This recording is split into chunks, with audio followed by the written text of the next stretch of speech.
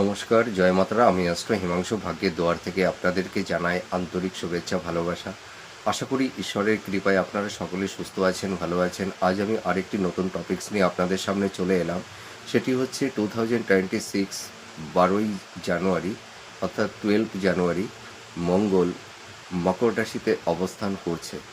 এই মঙ্গলের সঙ্গে এই মকর রাশিতে দেবগুরু বৃহস্পতি, শনি এবং বুধ এই চারটি গ্রহ একত্রিত হয়ে মহা চতুর্যোগ তৈরি করবে, যার কারণে দেখুন মঙ্গল হচ্ছে অষ্টম হাউসে অর্থাৎ মানে সরি এই মকর রাশির ঘরে মঙ্গল কিন্তু উচ্চস্থ হয়, তুঙ্গস্থ হয়।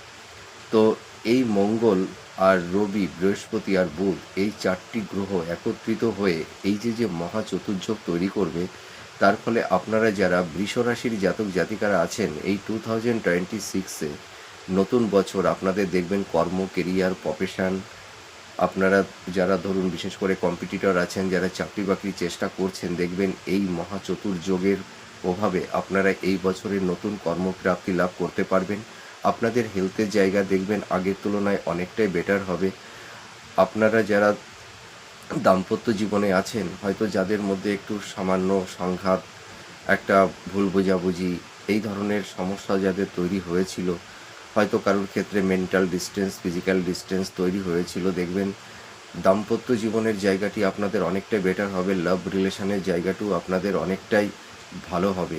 আর শিক্ষার্থী বিদ্যার্থীর এই বছরটা কিন্তু অনেকটাই ভালো, আমি এটুকু দেখতে পাচ্ছি।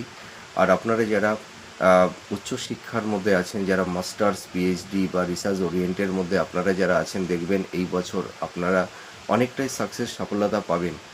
আর বিশেষ করে যারা বিজনেস করছেন, আপনাদের এই বিজনেসের জায়গাটিও কিন্তু অনেকটাই ভালো হবে। আর আপনাদের মধ্যে যাদের একটু হেলথ নিয়ে কম বেশি সমস্যা তৈরি হয়েছিল, দেখবেন আপনাদের এই এই যে মঙ্গলের এই যে চতুর্যোগ, এই যোগের প্রভাবে দেখবেন আপনাদের হেলথের জায়গাটি আগের তুলনায় অনেকটাই বেটার হবে। আর আপনাদের এই সময় যারা বিবাহ নিয়ে একটু চিন্তা ভাবনা করছেন, হয়তো যাদের বিবাহের ক্ষেত্রে একটু বাধা বিপত্তি তৈরি হয়েছিল, আপনাদের কিন্তু এই বছর বিবাহের জায়গা কিন্তু অনেকটাই শুভ হবে। আপনারা এবছর মনের মতন পাত্রপাত্রী পেয়ে যাবেন।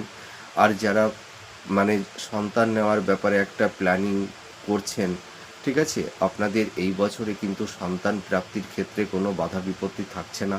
আপনারা এই বছর স্থাবর ভূ সম্পত্তি, প্রপার্টি, বাড়ি, হ্যাঁ, গাড়ি আপনারা কিন্তু এই বছর ক্রয় করতে পারবেন। আর আপনাদের